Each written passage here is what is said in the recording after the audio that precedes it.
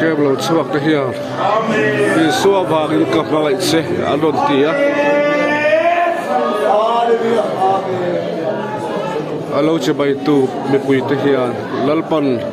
mal so chero se tin an lo chhon be se la ni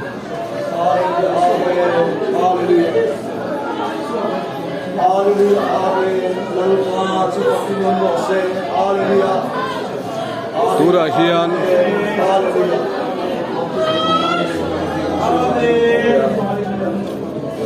Hallelujah, amen. Lalpa si Pakin Omro, hallelujah, amen. Suami trong trai kali tu ringgit semua alusi, hallelujah. kan ko her hian Bethel revival team kan roya rong bo tu ke man lo chuaka pona mi puiten kan lo si baya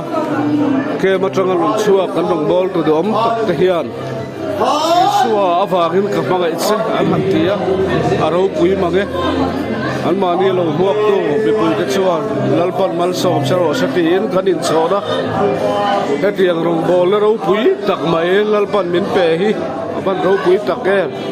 lalpa ming chu fakin om ro se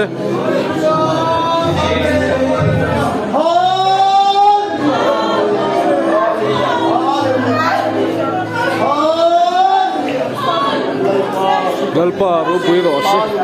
lalpa ro pui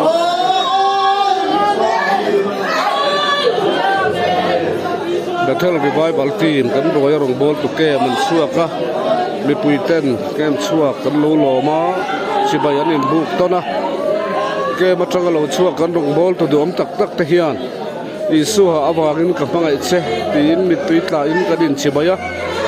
mi puyen bani lo huak tu te hian lalpan mal som chero se tin kan in sona avan ro pui takem lalpa ro pui zel sela Krista tu choi mo inom zel ro se lalpa ro pui ro se lalpa ro pui ro se lalpa ro pui ro se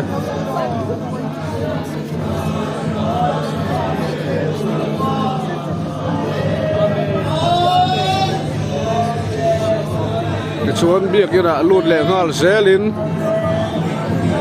biak ina hian zai ho ra hun an mang me lo na ni lalpan ro puina chang tura kan ruata he ta hian speaker Jacob ro sang liana alo oma rong bol tu game kan nei zo a hian mi pui gol pui game ka le lama kan nei le do na ni